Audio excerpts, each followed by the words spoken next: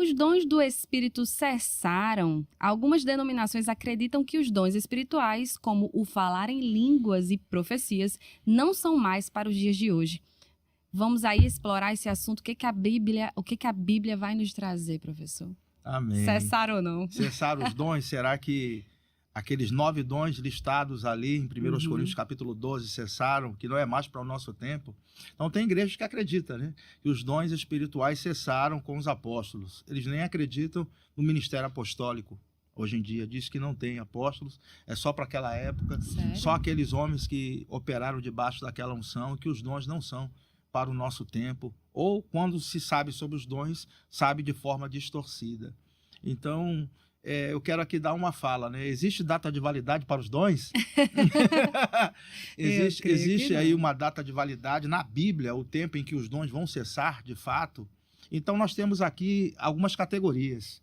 Nós temos a categoria dos dons que são ministeriais, dons do ministério, listados em Efésios capítulo 5, e 1 Coríntios capítulo 12, a partir do versículo 28. Ele vai listar ali os dons que são ministeriais, né? Que dá para contar no dedo. No caso, mestre, pastor, evangelista, profeta e apóstolo. Sim. 5 dons ministeriais. Será que esses dons têm prazo de validade? É a primeira pergunta. E a gente vai ver que esses dons, eles valem nessa dispensação. Exatamente, tem um prazo de validade. Esses dons vão até o arrebatamento da igreja. Por que eu sei disso? Porque descobri, lendo Efésios, no capítulo 4, versículo 11, o seguinte: e ele mesmo concedeu uns para apóstolos, outros para profetas, outros para evangelistas e outros para pastores e mestres. Aí ele diz, com vistas o aperfeiçoamento dos santos. Veja que os dons estão na igreja para aperfeiçoar os santos, os 5 dons. Ok? Sim. Aí ele vai falar, com vista o aperfeiçoamento dos santos, para o desempenho do seu serviço, para a edificação do corpo de Cristo. Aí ele vai dizer, até que. Quando a Bíblia fala até que, está se referindo a um período de tempo que irá terminar. Estaremos nesse podcast até que esse assunto termine. Observe que até coloca um limite. Ele fala até que todos cheguemos à unidade da fé. Ele diz, do pleno conhecimento do Filho de Deus, a perfeita varonilidade, crente maduro. Todos os crentes do corpo maduro, ele diz, à medida da estatura da plenitude de Cristo. Uau. E olhando para a nossa realidade como igreja, você sabe que isso aqui só pode acontecer no dia em que a gente tiver o corpo de glória, porque está nascendo bebê espiritual o tempo inteiro. Sim. Então, como que todo o corpo de Cristo vai chegar à unidade da fé, à plena estatura da plenitude de Cristo, a plena estatura da plenitude de Cristo? Quando? Só no arrebatamento, quando toda a igreja for glorificada. Sim. Isso aqui é uma paulada aí para quem diz que não existe dispensacionalismo, porque você começa a perceber que essa dispensação é única, onde os dons operam tanto dentro de nós quanto sobre nós. Então aqui tem um limite para a operação dos dons que a gente chama ministeriais. Agora vamos para a parte que fala sobre os dons na classificação de dons de expressão vocal, como profecia, variedade de língua, interpretação de línguas. Dons de expressão vocal, que a gente fala, né? Tem validade para eles? Em 1 Coríntios, capítulo 13, a partir do versículo 8, você conhece esse texto que a gente já tratou dele aqui? Claro. Olha só que interessante. Paulo, no capítulo 12, está falando sobre os dons, ok? E no 13, ele dá uma pausa para falar sobre o dom do amor, o dom maior, o dom supremo, mas o assunto ainda é os dons. Ele está falando, ainda que eu fale a língua dos anjos, a língua dos homens, se não tiver amor, nada serei. Ele continua falando sobre os dons, não deixa de falar. E no 14, ele vai continuar falando sobre os dons. Agora, presta atenção que no 13, a partir do 8, ele vai colocar aqui a data de validade dos dons. Também espirituais. Olha só, ele vai dizer, o amor jamais acaba, no 8, né? Mas havendo profecias, desaparecerão, ou seja, as profecias vão desaparecer. Havendo línguas, as línguas o quê? Cessarão. Havendo ciência, também passará. A ciência aqui é a capacidade de discernir, de ter entendimento sobre passado, presente e futuro, que a gente vai tratar aqui daqui a pouco, né? E também porque em parte conhecemos e em parte profetizamos. Aí ele fala, quando, porém, vier o que é perfeito, o seu estágio de plenitude, o seu estágio de perfeição que nós acabamos de ler em Efésios. Quando você for pleno, completo, com corpo de glória, onde você vai ser exatamente o que Deus criou você para ser, Amém. em estágio de plenitude completa. Ele fala, quando porém vier o que é perfeito, esse estágio, então o que é em parte, que são os dons que ele está tratando aqui, será aniquilado. Existe um propósito, né, professor, que os dons existam. Sim, para essa dispensação. Para essa dispensação. Para atuar nessa dispensação. Veja aqui que existe um limite, então, até que nós possamos chegar no estágio de plenitude e sermos completos. Então, porque já estamos completos, os dons cessam. Então, observe, então, que o dispensacionalismo, ele, mais uma vez, é fundamentado numa doutrina fora da escatologia. Porque você pode aplicar o dispensacionalismo não apenas no estudo escatológico, como a gente normalmente aplica, mas aqui a gente percebe que essa dispensação é única, onde o Espírito Santo ele age dentro de nós, fazendo com que a gente possa manifestar 9 frutos, e age sobre nós, fazendo com que a gente possa expressar 9 dons. Deus capacita Deus mesmo. capacita. Então veja que o que é biblicamente falando, o que a gente pode extrair sobre quando os dons iriam cessar, seria nesse único evento aí, quando a gente for completo, receber o corpo de glória.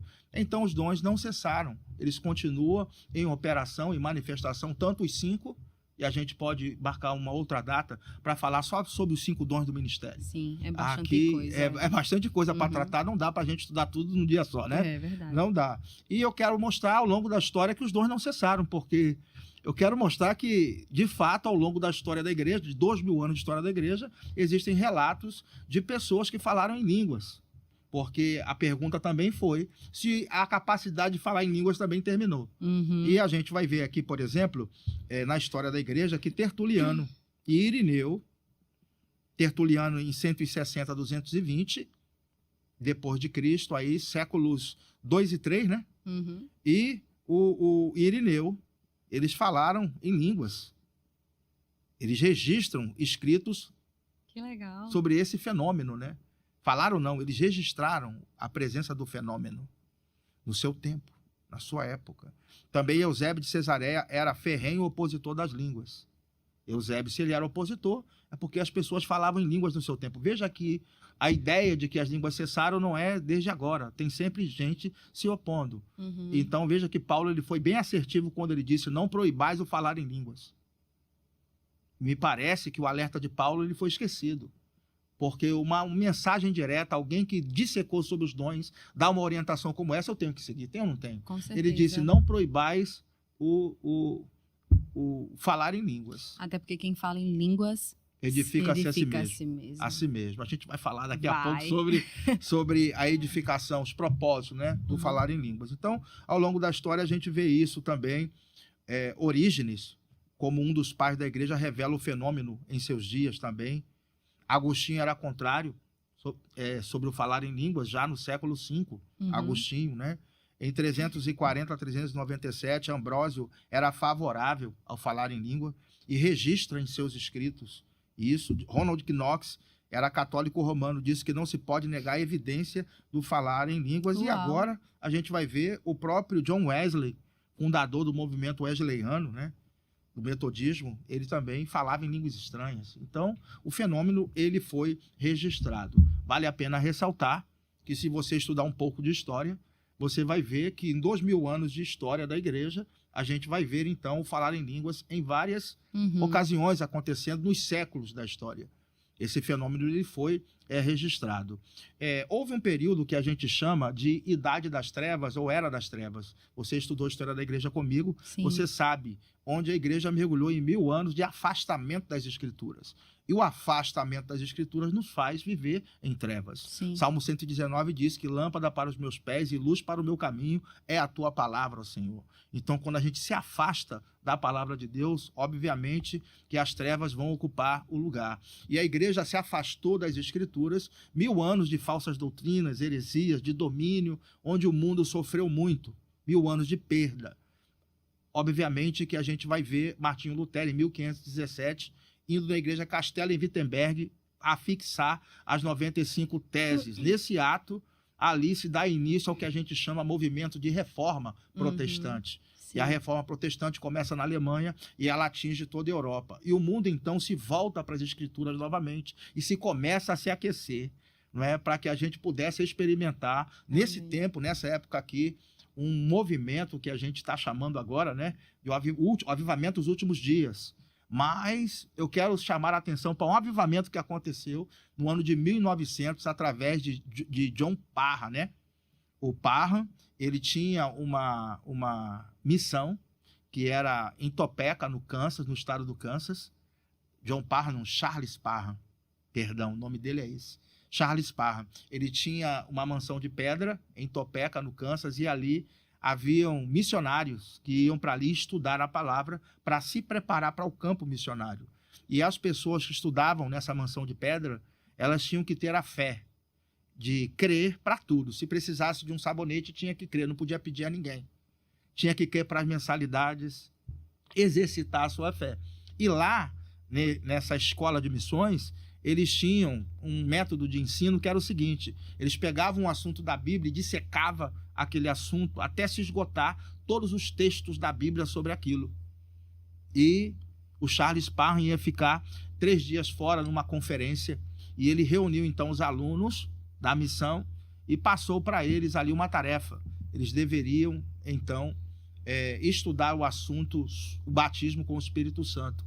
E o Charles Parham colocou um desafio: eu quero que vocês me mostrem no Novo Testamento quais são as evidências de que alguém realmente recebeu o batismo com o Espírito Santo. Qual é a evidência bíblica de que alguém recebeu o batismo com o Espírito Santo? E os alunos ficaram animados, eles queriam saber, né? Então o Charles saiu de viagem e eles ficaram 3 dias ali estudando. O resultado foi o seguinte: quando o Charles voltou, eles estavam muito animados.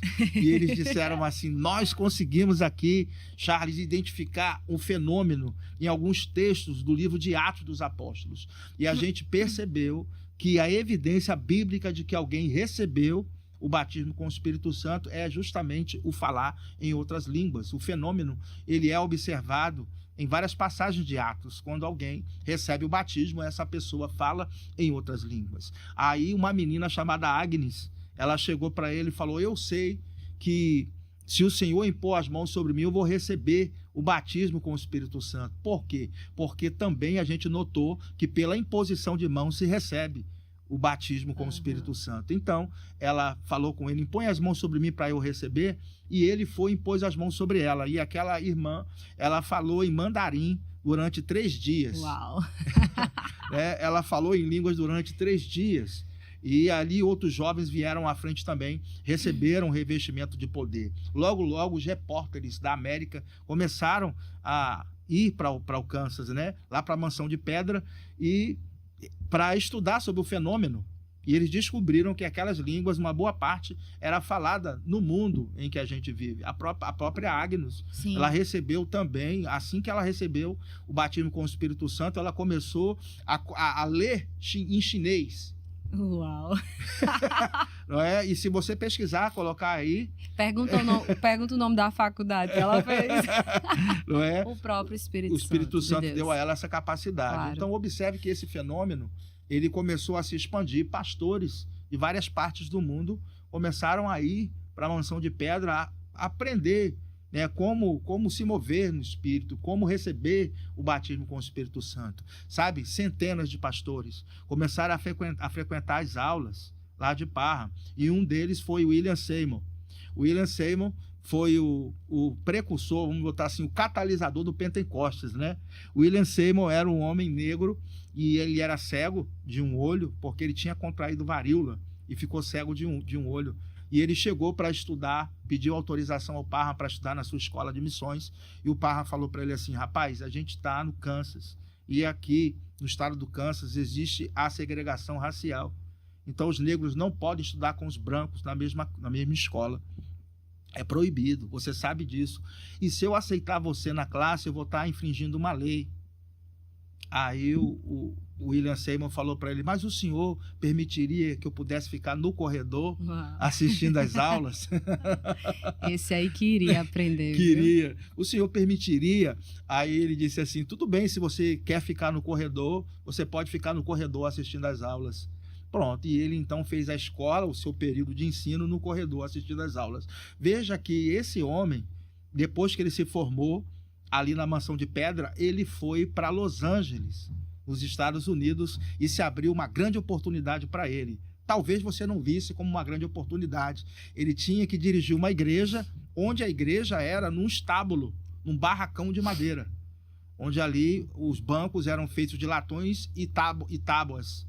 O púlpito era feito de tábua de caixote. Interessante e como ali, Deus faz, né? Ali ele começou então as suas reuniões. E ali o endereço era na Rua Azusa, Uau. em Los Angeles, né? Em 1906, se começa então o avivamento da Rua Azusa. Eu quero chamar a atenção para uma coisa aqui, porque muitas vezes, por causa do nosso orgulho, portas são fechadas. Nós fechamos e destruímos pontes que Deus está fazendo. Muitas vezes por não aguentar certas coisas. Sabe, irmãos, é necessário estar morto para si mesmo. Amém. Porque Jesus suportou a cruz, nós estamos aqui. Amém. Existe uma parte que é nossa, que nós precisamos estar atentos a isso, não é? E a gente não pode queimar as pontes que Deus está construindo por causa de orgulho, porque eu estou machucado, porque eu estou ferido. Deus não vai se mover pelo orgulho, né? Não vai se mover. E veja que grande obra, então, William Seymour fez. Sim. Então, o avivamento da Rua Azusa foi um avivamento muito poderoso, onde ali as pessoas indo para a reunião no trem, a quilômetros de distância, recebiam o batismo com o Espírito Santo. E quantas outras pessoas, às vezes, na rua, recebia na rua o batismo com o Espírito Santo. Outros, os cultos lá demoravam 12, 14, 16 horas o culto. Hoje em dia, dá 2 horas, os irmãos já estão olhando para o relógio. Cadê a sede, né, professor? Não é verdade? Não, esse pastor está se estendendo demais. Então, os cultos demoravam esse tempo todo. E às vezes o irmão já estava lá há 15 horas, 16 horas, e ele ia para casa. E quando ele se encontrava com outro irmão que estava indo para a próxima reunião, começava a conversar. E aí o irmão perguntava: ei, como é que foi o culto, varão? Ele dizia assim: rapaz, o culto foi uma bênção. Como Deus se moveu. E ele começa a contar. E aí o irmão fica empolgado e fala assim: vamos fazer o seguinte, eu vou voltar com você para o culto.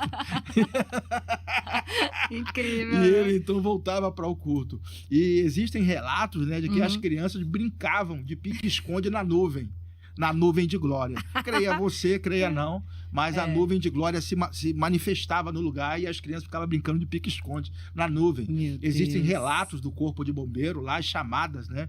Quantas vezes os bombeiros foram chamados para apagar o incêndio no barracão. E vinha a chamada lá dizendo que o barracão estava pegando fogo.